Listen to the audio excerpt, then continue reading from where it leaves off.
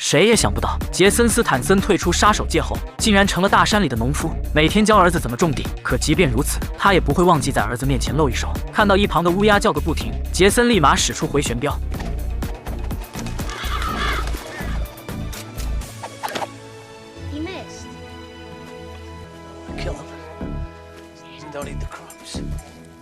收获完庄稼后，一家人其乐融融地坐在一起吃晚餐。虽然生活不富裕，但有妻子相伴，杰森总能感受到特殊的温暖。只可惜意外却悄然来临。这天，妻子带着儿子去赶集，杰森独自在家中劈柴，但他敏锐地感觉到身后有人，于是就跑去查看情况。突然，一个面具人从背后偷袭，好在杰森反应及时，才躲过一劫。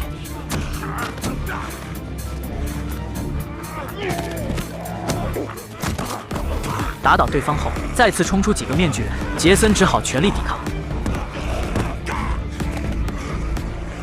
虽然敌众我寡，但杰森丝毫不惧。一套森氏无影脚过后，敌人虽然连连败退，但他们就像没有痛感一样，无论倒下多少次都会起来。杰森只好拿出宝刀，挨个送他们回家。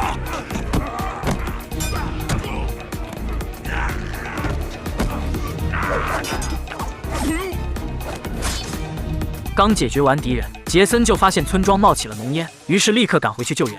原来整个村庄都遭遇了清洗，杰森和朋友立马加入战斗。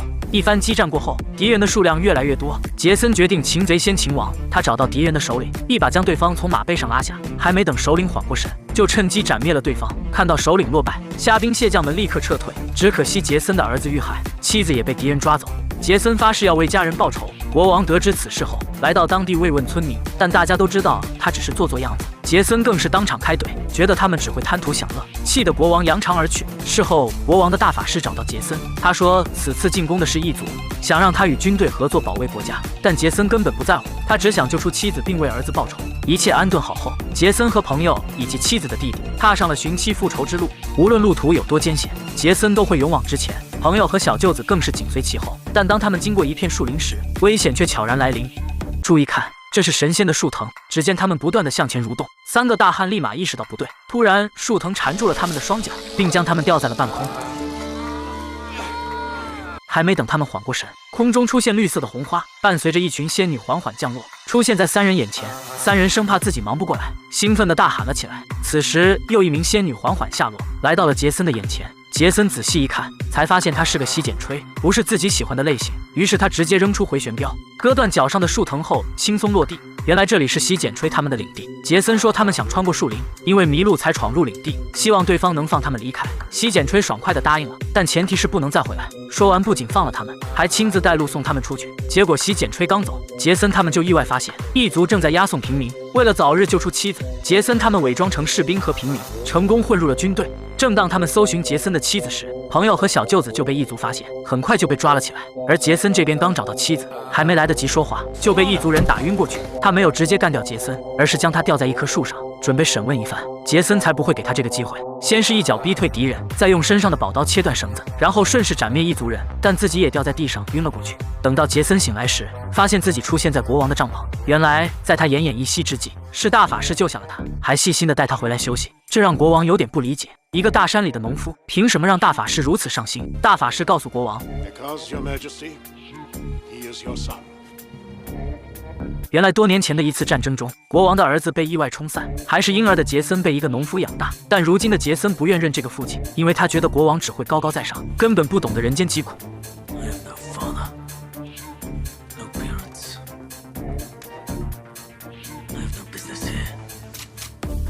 眼看杰森如此偏执，大法师只好说出真相。原来异族之所以袭击这个国家，都是因为一个黑暗法师，他用暗黑魔法操控着异族首领，利用异族的力量侵占这个国家，从而达到自己的目的。倘若他们击败了国王的军队，杰森想守护的家园也将不复存在。知道真相后，杰森决定跟随军队保卫国家。这天，异族部队发动进攻，杰森跟随军队全力抵抗。异族大军来袭，人类的军队开始奋力抵抗。随着将军一声令下，上千支弓箭迅速朝着异族飞去。眼看敌军遭遇重创，国王的军队士气大涨，杰森率领部队冲锋陷阵，与敌人展开了厮杀。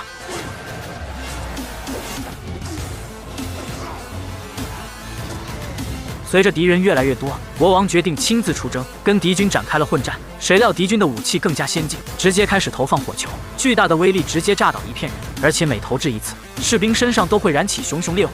眼看对方火力如此凶猛，将军迅速带领弓箭手解决了对方的投掷手，失去了火力的压制，敌军很快落入下风。突然，一个异族将领冲向国王，杰森见状立马投出长枪，直接将对方干倒在地，然后趁机冲上前去，一刀斩下敌人的头颅。突然，一支弓箭射出，直接命中国王的心脏，士兵们赶忙将他救了出去，气得杰森直接朝敌军冲去。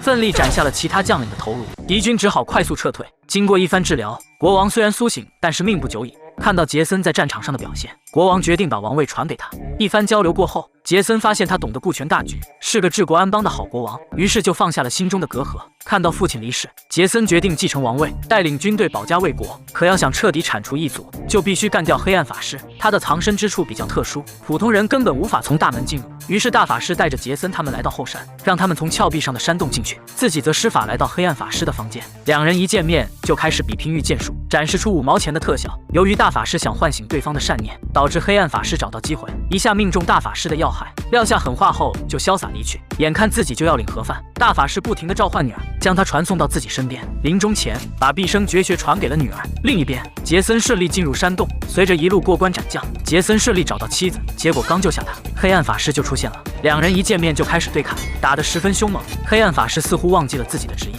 以为近战能打过杰森，但他很快就败下阵来，被杰森打掉了手中的刀，只能选择空手接白刃。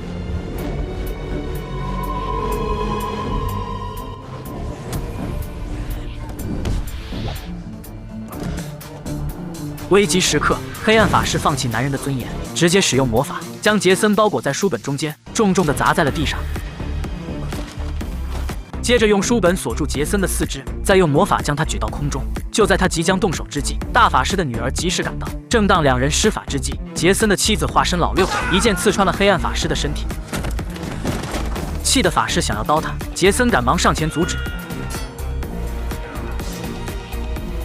仅仅一招，黑暗法师就饮恨西北，异族人彻底摆脱掌控。同时，杰森也和妻子过上了没羞没臊的幸福生活。